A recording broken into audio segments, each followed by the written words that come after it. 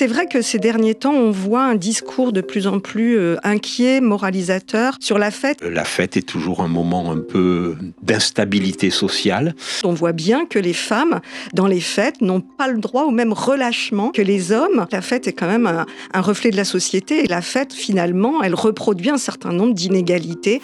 Dites-nous comment vous faites la fête, nous vous dirons qui vous êtes. Nous sommes au cœur de l'été et avec l'été, sauf pour l'équipe de Questions du Soir qui travaille tous les jours d'arrache-pied, eh bien arrive le moment des fêtes, des bals populaires et traditionnels, des sorties en boîte de nuit après la plage ou à la campagne, des festivals qui pullulent un peu partout, des férias, des terrasses bondées, des liesses sportives et même des fêtes interlopes et somnambules qui marquent la nuit jusqu'au petit matin. Autant de manières de faire la fête qui racontent une pluralité d'envies, de références, d'imaginaires, de portefeuilles aussi, avec des trajectoires parfois inversées et des contradictions. On salue les rassemblements populaires et sportifs, mais on en craint les violences. On dit désormais de Paris qu'elle est devenue un haut lieu de la vie nocturne en Europe, mais dans le reste du pays, les discothèques ferment les unes après les autres, à l'image du dernier Macumba, qui a éteint définitivement ses boules à facettes. Les festivals, les tiers-lieux sont plus nombreux que jamais, mais les bals de village vivotent, disparaissent aussi les uns après les autres.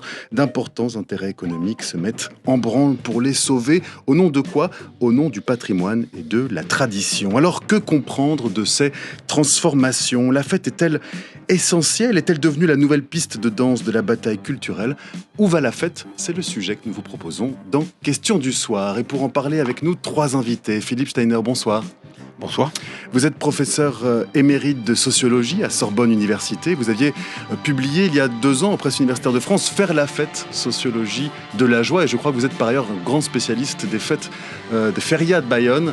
Les fêtes de Bayonne, on va évidemment y revenir dans cette émission. À vos côtés se trouve Emmanuel Lallemand. Bonsoir. Bonsoir. Merci d'être venu dans le studio 341 de la Maison de la Radio. Vous êtes anthropologue du monde urbain, professeur des universités à l'Institut d'études européennes de l'Université Paris 8 et membre de l'AVU, le laboratoire architecture, ville, urbanisme, environnement. Et vous réfléchissez aussi à la fête, peut-être un chapitre, un livre collectif à citer, L'enchantement qui revient. Vous aviez écrit l'événement festif contemporain ou les soubresauts de l'enchantement et nous allons également en parler. Et enfin, à distance, Alexandre Grondeau, bonsoir.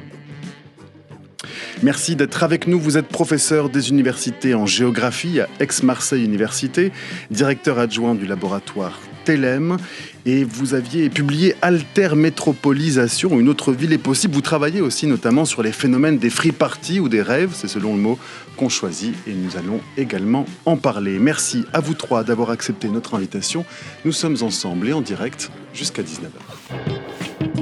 Un arrêté a été pris la semaine dernière par la préfète de l'Ardèche, interdisant la vente d'alcool après minuit et mettant en péril l'ensemble des fêtes de nos petits villages ruraux, parce que nos associations, il ne faut pas se le cacher, elles récupèrent de l'argent en vendant des boissons, et en particulier les boissons avec de l'alcool, jusqu'à 2h du matin, jusqu'à maintenant. Mais on sait très bien qu'aujourd'hui, les jeunes qui vont dans les fêtes de village vont boire de l'alcool nécessairement. On veut que la rue soit à nous, on veut que la nuit soit à nous. À l'heure actuelle, on vit dans l'insécurité. L'année dernière, on a bien vu qu'il y a des femmes qui se sont faites violer dans les fêtes de Bayonne. Donc oui, on se mobilise, on essaye de faire des actions pour essayer de sensibiliser le public et puis pour dire, écoutez, en fait, on est là, on ne va pas se laisser faire. Alors on ne se perd pas, étant donné qu'il n'y a pas de réseau dans Bayonne, étant donné le monde et l'affluence des personnes. Donc on est là, on se tient par l'écharpe et voilà, et on se suit. On va vous montrer la nouvelle salle de banquet dans les Landes, c'est incroyable. On va se régaler, on va festoyer, on va célébrer le terroir landais et dans le bringueur. Ça a été toujours utilisé dans tout type de revendication politique dans l'histoire des luttes. L'utilisation de l'art, la culture, la musique, la danse, c'est central, c'est vraiment pléthore d'exemples, même pendant la Révolution française, la carmagnole, on danse la carmagnole, enfin vraiment ça a toujours été présent quoi. Pourquoi ? Parce que déjà ça nous motive, ça nous remobilise, c'est super chouette, en fait on y trouve de la joie qui est centrale. La carmagnole, les banquets, les corridas, les férias, plusieurs versions, plusieurs modalités de la fête. Et pour commencer cette émission, un tour de table, si vous le voulez bien, avec cette question qui est le titre de l'émission qui a été choisi par l'équipe. Où va la fête ? Alors, où va la fête, Philippe Steiner ? La fête se porte bien d'une certaine façon, il me semble, puisqu'on a comme vous l'avez rappelé, beaucoup d'occasions de faire la fête, le samedi, le dimanche, mais aussi en été, au Pays Basque, on doit avoir plus de 300 fêtes villageoises, par exemple. Donc ça veut dire qu'il y a vraiment de l'activité. Elle se porte bien parfois aux fêtes de Bayonne, elle se porte peut-être un peu moins bien ailleurs, puisque les festivals sont endettés. Ils ont du mal à se financer. Et puis, il y a un gros problème de sécurité qui est quand même de plus en plus souvent posé, soit de sentiment de sécurité, d'insécurité, soit de problème de financement de la sécurité. Et donc, la fête est toujours un moment un peu d'instabilité sociale. Et donc, on est dans un moment un peu instable. Elle est partout, mais elle est fragile, c'est ça ? Elle est fragile, elle est partout, elle est mouvante surtout. Donc la question où va la fête, c'est intéressant parce que ça montre que c'est un phénomène adaptatif, évolutif, qu'il y a une dynamique de la fête, une multiplicité des fêtes. Et puis effectivement, je vois dans votre question où va la fête une forme d'inquiétude, hein. Une petite inquiétude qui pointe, c'est-à-dire on dit où va la fête, comme on pourrait dire où va le monde. C'est-à-dire finalement quel sens il prend, quelle direction, et est-ce que finalement la fête est toujours quelque chose d'aussi enchanté, voire enchanteur, puisque vous citiez cet article, ou au contraire, doit-on y lire finalement toutes les contradictions, toutes les ambivalences, toutes les inégalités, les violences de notre société. C'est vrai que la fête, c'est à la fois expression puis miroir de notre synthèse de notre société. Si bien qu'en se demandant où va la fête, on se demande bien effectivement où va le monde. Alors où va le monde, Alexandre Grondeau, pour finir ce tour de table introductif ? Où va la fête ? Je ne sais pas, mais ce qui est sûr, c'est qu'il y a effectivement, comme disait ma collègue précédemment, plusieurs types de fêtes auxquelles on peut se référer. Et disons que pour être concis, on va dire que la fête marchande ordonnée et normée par l'État ou l'économie de marché, elle se porte bien, de mieux en mieux, là où la fête libre, autogérée, et celle qui essaye d'être en dehors de la société marchande va beaucoup plus mal puisqu'elle est de plus en plus réprimée. Alors, la polémique, pour revenir un peu sur les derniers éléments de l'actualité autour des réactions publiques, autour des débats publics autour de la fête, il y avait eu une polémique à Paris après la victoire du PSG, mais d'autres polémiques ont eu lieu pendant la fête de la musique. On a entendu en introduction cette prise de parole du représentant des maires de l'Ardèche, regrettant qu'un arrêté préfectoral mette en péril les bals de village, ou une membre de l'association féministe, du collectif féministe On veut que la rue soit à nous, qui dit on ne va pas abandonner les rues des fêtes à Bayonne. Et c'est cette ambiguïté que vous avez déjà tous les deux ici en studio souligné. D'un côté, il y a une forme d'ambivalence. La fête est perçue comme un événement qui concentre les dangers, et de l'autre, elle est revendiquée comme un patrimoine, voire presque un droit de faire la fête. D'abord, vous, Philippe Stanner, et puis Emmanuel Lallemand. Oui, par définition, la fête est un moment de désordre organisé, si je peux le dire comme ça, puisque pour prendre les fêtes qui ont lieu dans un cadre urbain, qui sont celles qui m'ont intéressé, soit en France, soit au Brésil, c'est la mairie qui organise la fête. C'est elle qui lance les clés à la foule, au Roi Momo, ou à la foule devant la mairie à la ville de Bayonne. Donc du coup, on laisse les clés de la ville au fêtard. Au festail, comme on dit là-bas. Oui, on lance la clé, ça veut dire la ville est à vous. Mais d'ailleurs, la presse dit comme ça, la ville va être envahie par les festards, la ville s'ouvre aux festards, la ville est prise par la fête.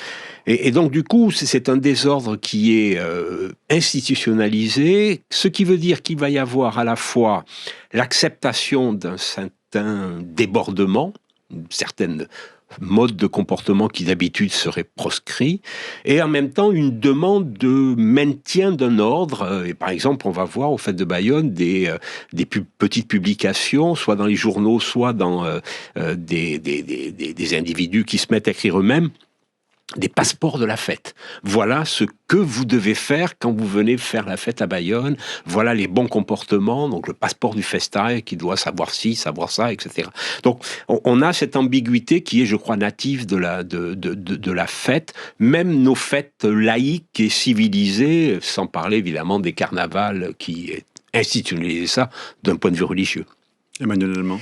Oui, effectivement. Alors, cette question du contrôle de la fête, c'est pas du tout nouveau. C'est vraiment une trame totalement native, comme vous le disiez, de la fête, c'est-à-dire à organiser la transgression, vouloir la cadrer dans un espace, dans un temps donné. Mais c'est vrai que ces derniers temps, on voit un discours de plus en plus inquiet, moralisateur sur la fête, et on prend toujours de grands exemples, type les matchs de foot, les grandes finales de matchs de foot, où là, on est dans une célébration où ce qu'il faut, c'est gérer une foule dans l'espace urbain. On est au-delà de la fête, on est dans la gestion d'une foule avec des phénomènes de sécurisation qui vont avec et des phénomènes de débordement.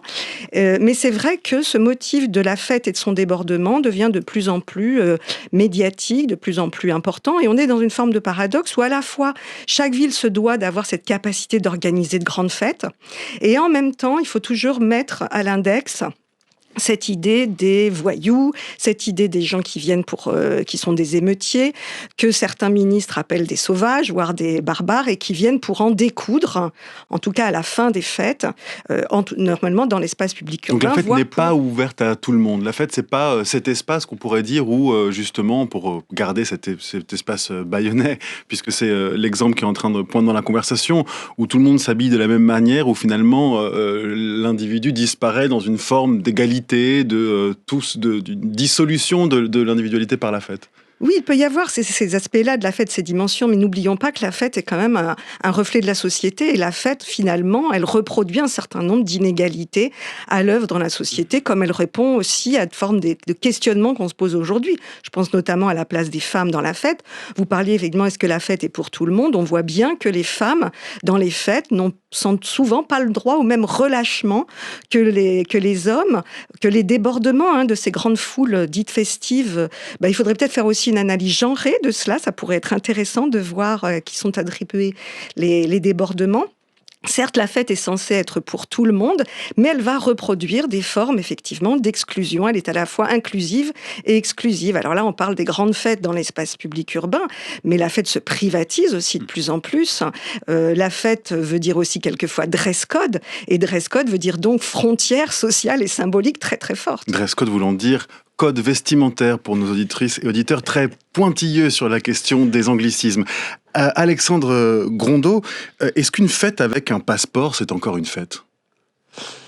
Écoutez, ce qu'il faut retenir, c'est que chaque week-end, et a fortiori peut-être chaque jour puisqu'on est en vacances, des jeunes Français qui désirent aller s'amuser et danser vont pas pouvoir le faire s'ils n'ont pas les moyens d'entrer dans un club, une boîte de nuit, ou de se payer les consommations d'un bar. Et même s'ils disposent de cette capacité financière, il est possible que, en fonction de leur aspect, l'entrée leur soit refusée, d'ailleurs de manière illégale, mais en raison de leur couleur de peau, de leur genre, de leur manière de s'habiller, de se coiffer. Donc, il existe de facto un passeport immatériel qui classe les gens et leur permet ou non d'avoir accès à une manière de faire la fête, comme disait mon collègue, institutionnalisée, organisée, le désordre contrôlé par le pouvoir. Et c'est ce qui explique le succès toujours grandissant de ce qu'on appelle les fêtes libres amplifiées, les free parties, qui chaque week-end ont lieu et pour le coup s'adressent à des gens qui peuvent y participer sans condition de race, de religion, de genre, d'idées politiques ou de capacité financière. La sociologue Eva Illouz disait dans Les sentiments du capitalisme, la façon dont l'imaginaire capitaliste, elle racontait la manière dont il s'immisçait dans notre manière d'aimer les autres. Est-ce que pour la fête, c'est la même chose, Philippe Steiner? Est-ce que dans ces, comme le dit Alexandre Grondeau, dans ces grandes fêtes publiques, dans ces grands espaces publics, finalement, la fête devient un outil marchand, un outil de marketing du territoire? Marketing du territoire, ça très certainement. Mais je voudrais faire quand même des distinctions qui touchent à une question qu'on aborde rarement lorsqu'il s'agit de la fête, c'est le mode de financement.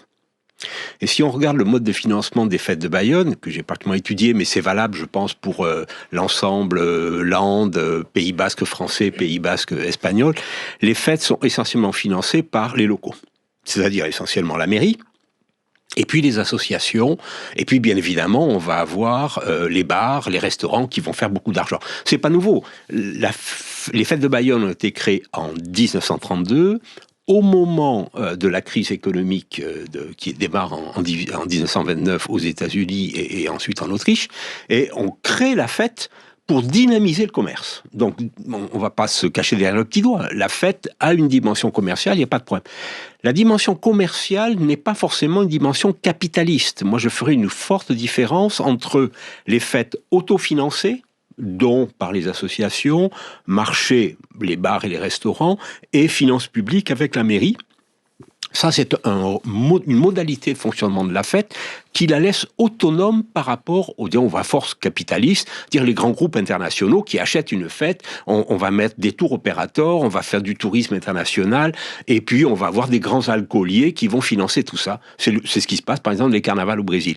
Les fêtes de Bayonne ou les fêtes du Pays Basque, les fêtes landaises, etc., une grande partie des fêtes françaises sont, d'une certaine manière, autogérées. Et de ce point de vue-là, il y a bien des gens qui gagnent de l'argent, mais c'est pas le taux de profit marchand qui fait qu'on va éliminer une fête, etc., etc. Cette autonomisation, je crois, est importante parce que ça couvre aussi bien les fêtes de rue que j'étudie, comme les rave parties, hein. Il faut quand même les organiser, il faut payer quelque chose, etc. Le Hellfest coûte beaucoup plus cher que les fêtes de Bayonne, hein, donc c'est pas uniquement... c'est un festival, hein, c'est pas vraiment une free party, mais je pense qu'Alexandre Grandon pourra nous raconter, oui, bien sûr. Et par ailleurs, par exemple, ce dont on parle à l'heure actuelle beaucoup, des manières de faire de ce milliardaire qui veut racheter des fêtes, si on accepte de l'argent, des paiements extérieurs qui viennent vous dire comment il faut faire la fête et comment il faut l'organiser, là on est dans un registre différent. Ça, c'est le milliardaire politique qui vient se mettre au milieu de la fête. Il y a des fêtes qui existent, il y a du commerce marchand, mais c'est pas une domination capitaliste qui vient troubler l'ordre festif et la joie qui s'y produit. Ce fameux milliardaire dont vous parlez s'appelle Pierre-Édouard Stérin, homme d'affaires, catholique revendiqué, hein, dont l'activisme politique n'est plus un secret en France. Et effectivement, il a décidé d'investir les fêtes de village, qui sont effectivement des fêtes en général autofinancées, qui vivotent, hein, justement grâce aux buvettes d'alcool. Et c'était pour ça qu'il y a eu en Ardèche cette polémique avec la préfecture qui voulait interdire la vente d'alcool après minuit. D'ailleurs, arrêt de la préfecture pour l'information qui a été, disons, assouplie après une sorte de levée de bouclier des maires. Et alors, cette année, un nouveau label a été créé, les plus belles fêtes de France. Et avec ce label, la promesse de créer un guide Michelin qui leur serait dédié, la tentative aussi de donner à ces fêtes, de renforcer dans ces fêtes l'imaginaire médiéval, ecclésiastique, disons, traditionnel. Comment est-ce que vous réagissez à cette nouvelle, Emmanuel Lallemand? Est-ce que la fête n'a pas toujours été investie par le politique ou est-ce qu'elle est réinvestie aujourd'hui d'une manière différente qu'elle ne l'était alors? Oui, il y a des usages sociaux et politiques très forts de la fête actuellement et on le voit dans cet exemple que je trouve un peu effectivement limite et donc emblématique, c'est-à-dire la manière dont quelqu'un qui effectivement est un grand milliardaire, un grand homme d'affaires plutôt d'extrême droite, vient réactiver des fêtes qui sont considérées effectivement comme assez identitaires locales. On voit que c'est un vieux motif de la fête, hein, de considérer effectivement qu'elle vient donner cette identité locale, la montrer aussi aux autres, c'est-à-dire à la fois la donner en spectacle, mais la vivre. Là, on a quelque chose quand même dont l'histoire critique du folklore a déjà donné toutes les ficelles. Hein. C'est-à-dire, effectivement, l'extrême droite a toujours travaillé sur la question du patrimoine culturel matériel ou immatériel. Là, on voit qu'on a un usage, une instrumentalisation de ce qu'on appelait le folklore auparavant, en considérant effectivement que ces fêtes vont donner cette identité régionale, locale. Et sont-elles ouvertes aux autres ou pas? On ne sait pas, mais en tout cas, elles sont censées effectivement être autoproductrices de cette identité extrêmement bankable sur le marché des identités actuellement, qui est l'identité locale. Après, effectivement, le marché n'est pas loin, parce qu'on est là aussi pour créer de l'attractivité touristique, de l'attractivité locale. Mais il faut aussi voir comment, politiquement, tout cela est construit. On voit effectivement qu'il s'agit de labels. Les labels sont des choses qui sont extrêmement utilisées dans les politiques culturelles. Et c'est à la fois, le label, c'est toujours intéressant, parce que c'est à la fois, ça relève du monde marchand et du monde culturel. Parce que finalement, on a une entreprise commerciale. mais qui ne veut pas créer une marque, qui veut créer un label. Parce que le label renvoie à l'histoire. On avait travaillé sur ces questions avec un collègue, Olivier Heim. C'est-à-dire que le label renvoie à l'histoire, renvoie au symbole, renvoie à l'authenticité, tandis que la marque renvoie tout de suite au monde marchand. Et là, de créer ce label, c'est assez malin finalement, parce qu'on est en train de créer une marque qui ne dit pas son nom, dans le cadre d'une entreprise commerciale qui est en plus une entreprise politique extrêmement identifiée. Alexandre Grondeau. Je souscris tout à fait à cette analyse. Le marketing territorial aujourd'hui a une double dimension qui est en même temps marchande et en même temps qui est de l'ordre plus des pouvoirs publics et de cette fameuse notion d'attractivité qui était mentionnée auparavant. Et c'est pour ça que, en fait, il faut bien comprendre que l'objet fait est extrêmement intéressant au sens premier du terme, autant pour des activités commerciales, je souscris à cette analyse, que capitalistes dans une autre dimension, mais également pour le pouvoir politique, parce que elle permet de travailler une identité, elle permet de travailler un positionnement, elle permet de travailler une histoire, parfois même de la réécrire, et par cet acte en fait normatif, le pouvoir public ou le pouvoir économique a la capacité réfléchi, pensé ou non, d'exclure un certain nombre de publics de ces fêtes. Les différents événements qui ont pu avoir lieu donnant à la violence communautaire au sein de fêtes de village illustrent justement ces paradoxes qu'on peut avoir au sens du contrôle de la fête et du fait que cette notion-là devient un enjeu de pouvoir extrêmement important. C'est la raison pour laquelle il peut être intéressant d'imaginer les valeurs et les éléments qui structurent des espaces non normés ni contrôlés par des pouvoirs, qu'ils soient politiques ou financiers, et qui ne soient pas détenteurs des droits de surveillance ou de punition, comme le disait Foucault à l'époque. Alors justement, il y a des fêtes qui plaisent aux politiques, d'autres qui ne plaisent pas. Alexandre Grondeau, vous êtes justement spécialiste des fêtes qui n'ont pas forcément la faveur du politique. Il y a une proposition de loi, vous aviez déjà réagi à l'époque, qui a été portée par des députés Ensemble et Horizon, qui visait à renforcer la pénalisation de l'organisation des free parties, dont vous avez fait un terrain de recherche. Le projet de loi a été déposé en mars dernier. À quoi est-ce que, selon vous, réagit cette loi ? Est-ce que c'est au développement des free parties ou est-ce que c'est une question un besoin de sécuriser les espaces festifs ? Alors d'abord, c'est une proposition de loi qui, par ailleurs, a peu de chances d'arriver... Peu de chances d'aboutir, oui. Voilà, ça je tiens à le préciser. Mais on va dire que la manière dont a été proposée cette proposition de loi est quelque peu outrancière et fait un peu... l'économie de toute la littérature scientifique et des analyses que sociologues, géographes, urbanistes et philosophes ont pu mener là-dessus. Donc ma réaction à l'époque était de dire qu'il faut faire attention à ce dont on parle. Et la première question à laquelle on devrait répondre, c'est pourquoi chaque semaine, en France, des dizaines, des centaines de fêtes libres amplifiées ont lieu et réunissent des milliers, des dizaines de milliers de personnes.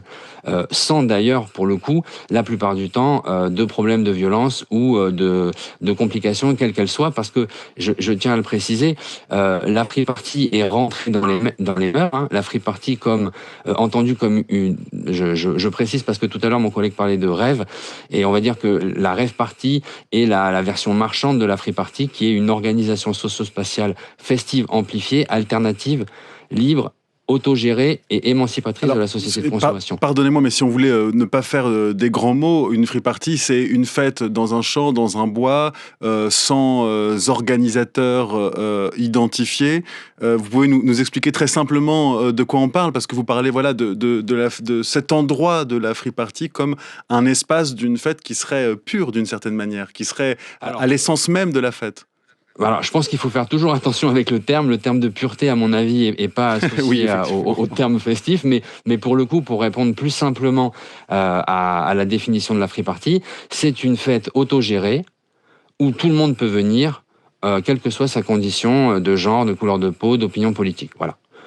Qu'est-ce qui fait la fête, au fond? Est-ce que c'est le fait de se réunir? Est-ce que c'est le fait de danser, Emmanuel Lallement? Alors la fête, ce qui est intéressant, c'est que c'est à la fois un cadre théorique, notamment d'anthropologie qui est ma discipline, mais c'est aussi un phénomène empirique.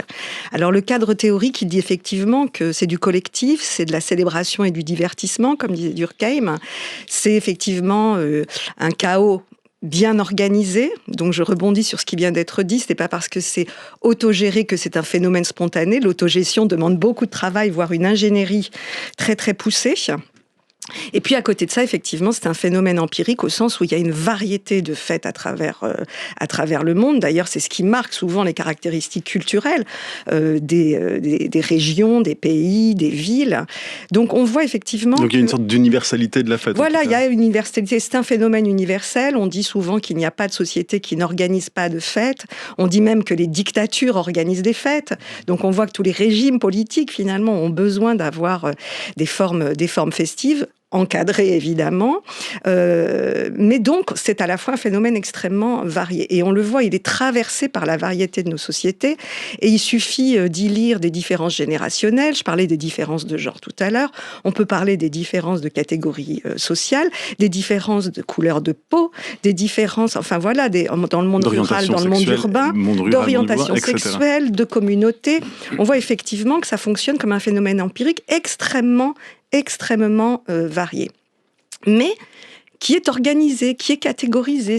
Comme vous le disiez tout à l'heure, il y a des fêtes considérées comme moins légitimes que d'autres. On l'a vu très très clairement pendant le Covid, où souvenons-nous quand même de ce Noël, de ces vacances de Noël, où la fête de Noël, donc qui marque quand même, c'est une fête religieuse au départ, était autorisée, tandis que le Nouvel An était interdit.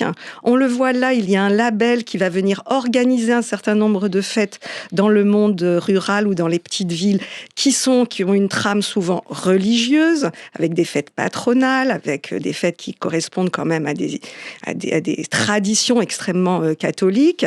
Et à côté de ça, tout ce qui va être considéré comme des fêtes plus débordantes, plus celles de l'espace public. Les fêtes des jeunes en banlieue sont souvent considérées comme plus débordantes. On voit bien qu'il y a une catégorisation et qu'il y a vraiment un écran de la norme qui nous empêche de voir effectivement les fêtes comme un phénomène universel, mais un examen approfondi montre que c'est pas la fête en tant que telle qui est intéressante, c'est vraiment les usages sociaux et politiques qu'on en fait. Mais c'est intéressant parce que vous parliez du Covid, parce que il y a eu après le Covid ce moment de suspension collective, d'enfermement collectif, une espèce de rebond de la fête, comme si la fête était un besoin, et non seulement un besoin, mais un besoin cumulatif, c'est-à-dire que moins on fait la fête, plus on a besoin de la faire. Oui, c'est-à-dire, comme je disais, on a eu une mise à l'agenda de la fête et une mise à l'index en même temps. C'est-à-dire, ça a été une période qui a mis en évidence, qui a mis en lumière cette espèce de polarisation autour de la fête, soit une accusation, une stigmatisation des fêtards comme des irresponsables, soit au contraire, la fête comme une nécessité, quelque chose qui est de l'ordre de la nécessité non pas biologique, mais sociale. Et à la fin du confinement, il fallait redevenir extrêmement festif, comme une sorte d'injonction à la fête, ou bien d'une forme du domaine d'extension du domaine de la fête, où rien que d'aller en terrasse était considéré comme festif, aller au cinéma faisait partie des pratiques festives. Donc on voit que c'est des moments de crise qui sont très intéressants pour observer le phénomène festif. Alexandre Grondeau, vous souhaitez réagir, et puis Philippe Steiner, je vous donne la parole. Oui, on a mené au laboratoire Telem et à Aix-Marseille Université plusieurs enquêtes en fait sur les usages de la fête pendant le Covid. Et une des choses qui est le plus intéressante, un des résultats qui était le plus intéressant, c'était que les Français dans leur majorité fêtards étaient et avaient fait connaissance, avaient rencontré la fête transgressive, parce qu'en fait, ils n'avaient plus le droit de faire la fête et ils avaient envie de le faire. Et donc, c'est assez étonnant, parce que ce que vivaient les amateurs de fêtes libres, de free party au quotidien, finalement, pendant le Covid, beaucoup de Français qui souhaitaient faire la fête se sont retrouvés donc à transgresser les lois pour justement se retrouver, réouvrir des bars, faire installer une sono dans une rue, alors qu'ils n'écoutaient pas du tout de la techno, mais n'importe quel autre style de musique, et qu'ils n'avaient jamais rencontré et fréquenté le mouvement Technival. Mais d'un coup, ils se rendaient compte que c'était un État qui pouvait lutter contre la fête. Et pour le coup, je rejoins ce qui a été dit par ma collègue auparavant. C'est vrai qu'on s'est retrouvé dans une nécessité collective, parce que la fête est un élément constitutif de la culture. L'homme, l'homo ludens, c'est l'homme et l'invention de la culture. Pour le coup, c'est vrai qu'après le Covid, les Français, il y a eu un mécanisme d'appel d'air et autour de la fête, il fallait faire la fête. L'homo ludens, l'homme qui joue, je vous voyais pensif, Philippe Steiner. Non, je réfléchissais à la question que vous avez posée tout à l'heure là sur l'essence de la fête. Alors, les sociologues n'aiment pas trop essentialiser leurs réponses. Mais je crois qu'au travers de ce qui a été dit, et je voudrais juste rebondir là-dessus, il y a l'idée que le fait de se réunir, de faire foule d'une certaine façon, quand il s'agit des grandes fêtes, ou même se retrouver à un petit groupe familial ou amical, etc., surtout après le Covid où on était interdit de relations sociales, la fête, c'est du relationnel. Essentiellement du relationnel. C'est ce qui fait d'ailleurs que immédiatement j'ai compris qu'avec le Covid, il ne pouvait pas y avoir de fête, et pendant 2 ans, effectivement, il n'y a pas eu de fête. En tout cas, les grandes fêtes de rue, ou même les fêtes familiales à Noël, effectivement, c'est pas possible. Donc, la fête, c'est un moment relationnel très important, où à la fois, on va voir, je prends l'étude qu'on a réalisée il y a 5 ans, et qu'on redouble là maintenant, la fête, même la fête de rue, c'est une fête où l'on va au milieu d'une immense foule, mais on n'y va pas tout seul. On y va en petits groupes ou en grands groupes, des groupes basés sur la famille, des relations familiales, des relations amicales, ou les relations professionnelles, ou parfois les relations de genre. Il y a une journée aux fêtes de Bayonne, c'est la journée des femmes, en quelque sorte. Elles vont faire la fête toutes seules, entre elles, et après elles rejoignent leurs compagnons, leur mari, etc. Donc c'est cette dimension relationnelle, je crois, qui fait l'élément central de la fête, et que Durkheim traduit avec l'idée d'effervescence sociale. Il se passe quelque chose qui ne se passe pas d'habitude. On va avoir du relationnel, mais pas sur le même mode. Ma compagne a dansé pendant 10 minutes avec un jeune homme qu'elle n'a jamais connu, qu'elle ne connaîtra jamais, qu'elle a rencontré comme ça pendant 5 minutes pendant les fêtes. Et puis après, on est passé à autre chose. Et c'est ces petits moments de joie qui émergent grâce à ce relationnel. Un relationnel qui a aussi une dimension politique. Parce que c'est, notamment dans les fêtes de rue... pouvoir danser avec un inconnu, c'est ne pas avoir peur de cet inconnu. Déjà, d'une part. Et puis aussi le fait que y a certains groupes qui vont venir avec leur culture musicale, leur danse. Ils vont prendre la rue, ils vont devenir visibles. On va les voir, on va se compter. Éventuellement, si on prépare des nourritures locales liées à tel ou tel groupe social, on va faire un petit peu d'argent, etc., etc. Donc, la fête relationnelle, c'est aussi une fête identitaire, qui peut être soit en accord avec l'organisation elle-même, soit en désaccord avec elle. Au Pays Basque, les militants basques, au début, étaient mis de côté, et ils ont fini par rentrer, à modifier la fête grâce à la vie culturelle basque très importante. Et désormais, ils sont partie prenante pleinement de la fête. Donc, on a des modifications d'identité. Au Brésil, la samba est une musique qui était interdite. C'était la musique des Africains, des esclaves. Oui.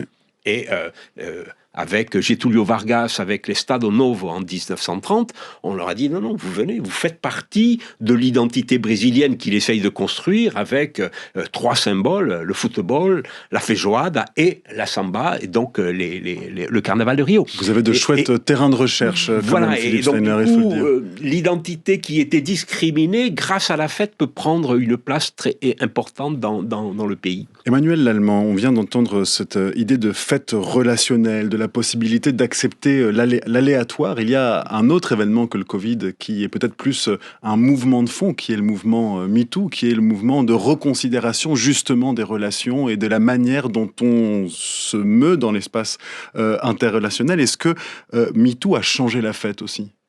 MeToo réinterroge la fête, c'est-à-dire, comme je le disais au départ, c'est une expérience sociale, la fête, qui vient refléter les grandes questions qu'on se pose par ailleurs. C'est jamais vraiment une véritable rupture par rapport à l'ordre social, à la vie sociale. C'en est une continuité sous d'autres formes. Et donc, toutes les grandes questions qu'on se pose actuellement, on se les pose aussi dans la fête. La place des femmes devient effectivement très, très importante. Par exemple, dans la fête. Dans l'espace de la danse. Dans l'espace de la danse, ont été mis en lumière la mise en danger des femmes dans les espaces festifs, et donc la manière dont les professionnels actuellement de la fête travaillent à ces questions-là, et les travaillent de de manière extrêmement sérieuse, extrêmement ancrée, pour montrer effectivement que la fête se doit d'être actuellement inclusive, et non pas seulement dans un caractère de bienveillance, mais un caractère de vraiment faire une expérience sociale de cette inclusivité, de la manière dont une femme, une jeune fille peut être présente dans la fête. Et ça va jusqu'à aussi poser la question des populations vulnérables. Il y a un groupe qui s'appelle les Dévalideuses, qui travaille aussi sur les personnes en situation de handicap dans les espaces festifs, qui revendiquent cette place et la manière de faire la fête quand on est en situation de handicap. Donc on voit bien que la fête est traversée par les questions de notre société. Et c'est ça qui en fait un lieu d'observation absolument passionnant. Alexandre Gondot, vous souhaitez réagir ? Oui, d'une certaine manière, la fête est révélatrice de l'humanité, pour ne pas dire de notre humanité. Et donc, refuser la fête à un groupe d'individus ou un individu, c'est aussi lui retirer une part de son humanité, même provisoirement. Et pour reprendre un terrain également tout à fait intéressant, c'est en Jamaïque, à Kingston, dans les années 30-40, qu'a été inventé le sound system, c'est-à-dire la sono qui permet aux habitants du ghetto de faire la fête, dont ils sont exclus par les habitants un peu plus riches, en raison de leur couleur de peau, de leur manière de s'habiller.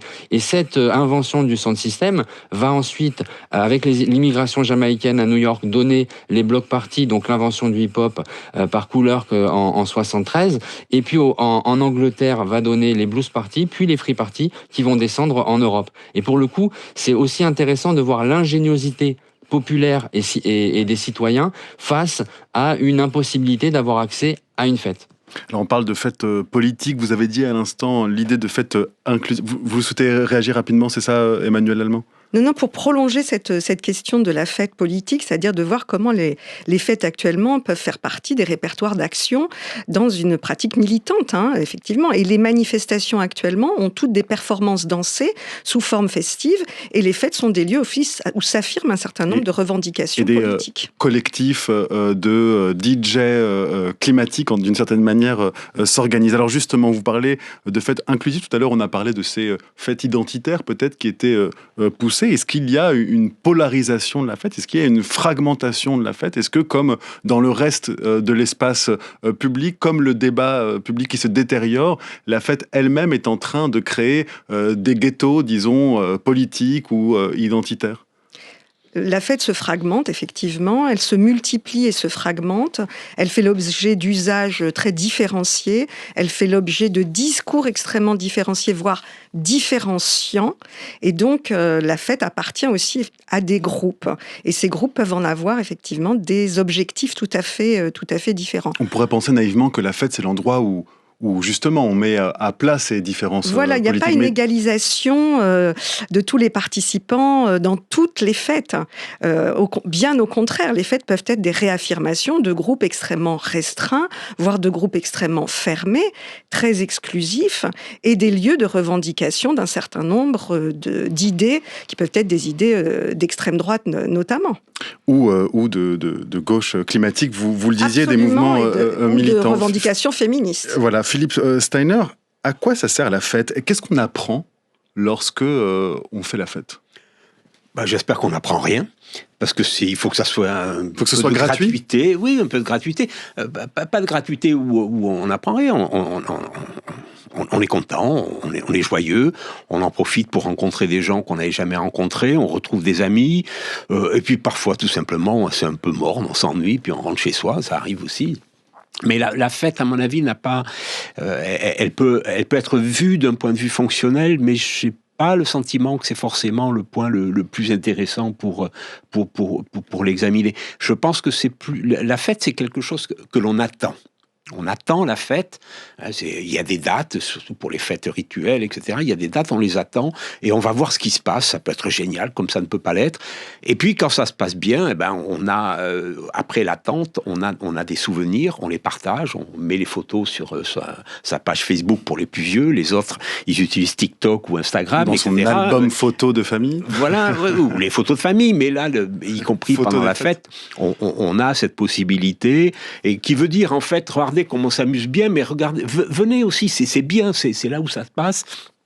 Et donc, en ce sens-là, je crois que c'est un moment vécu important, un moment de joie, et suivant la formule qu'employait Spinoza, excusez de cette réflexion peut-être un peu trop philosophique et lointaine, mais la joie, c'est une passion qui vous rend plus fort, qui vous permet de faire plus de choses, c'est un plus de vie. Et je crois que, d'une certaine façon, ce qu'on apprend pendant la fête, c'est qu'on est capable de plus de vie, de cette dépense d'énergie, de cette joie.